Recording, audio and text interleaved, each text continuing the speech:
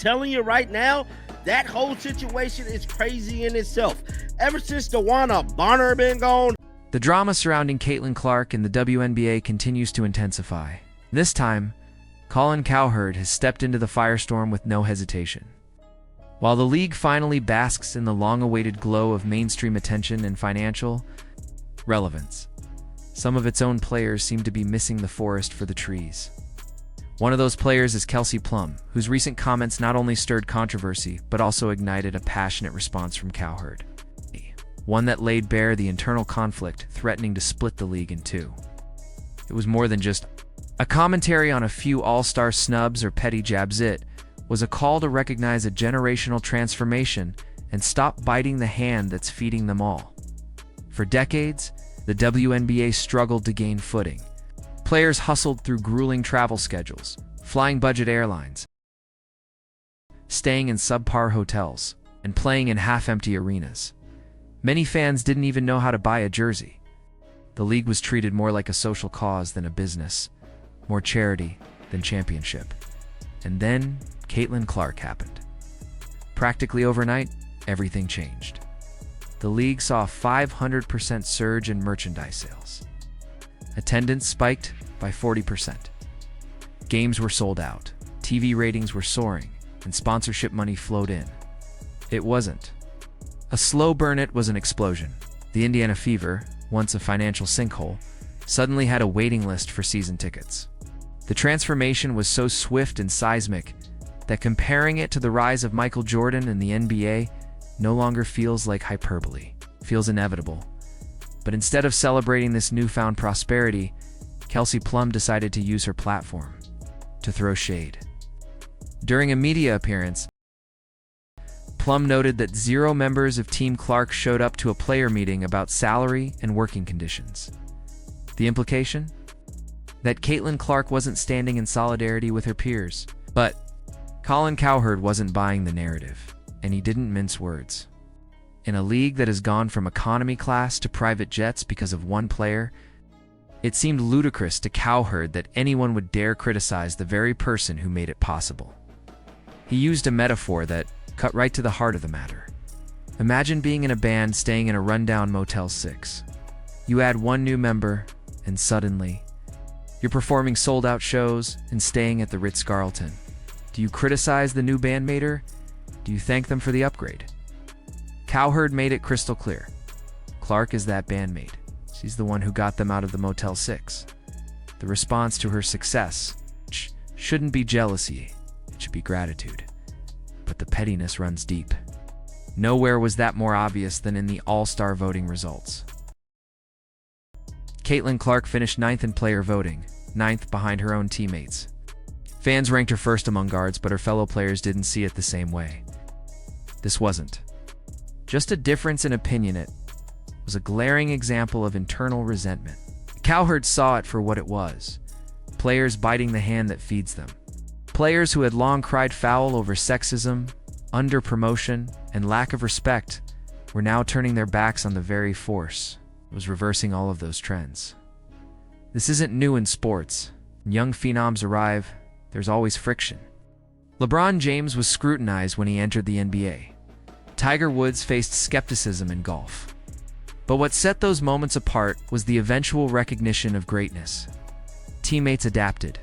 Veterans made room, even if they didn't love the spotlight. Shifting, they understood what these athletes meant for the future of their sport. With Caitlin Clark, that respect hasn't come from within the WNBA. Cowherd wasn't afraid to say why.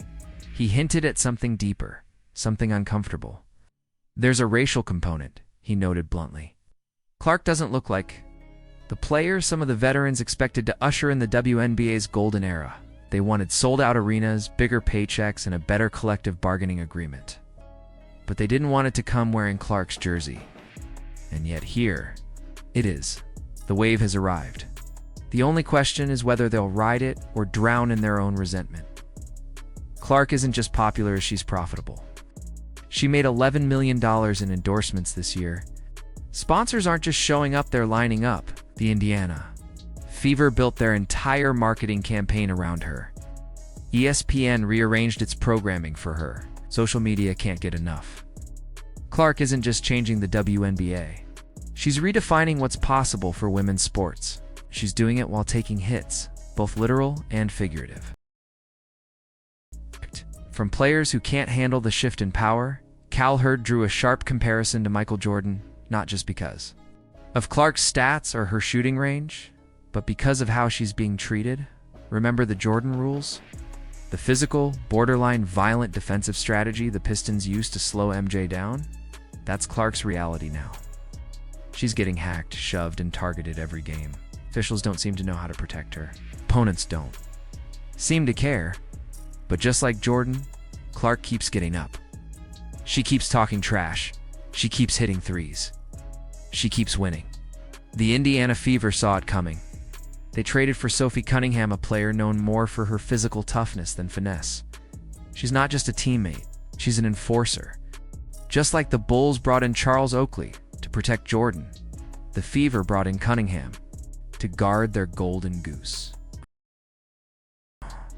It's not just strategy, it's survival.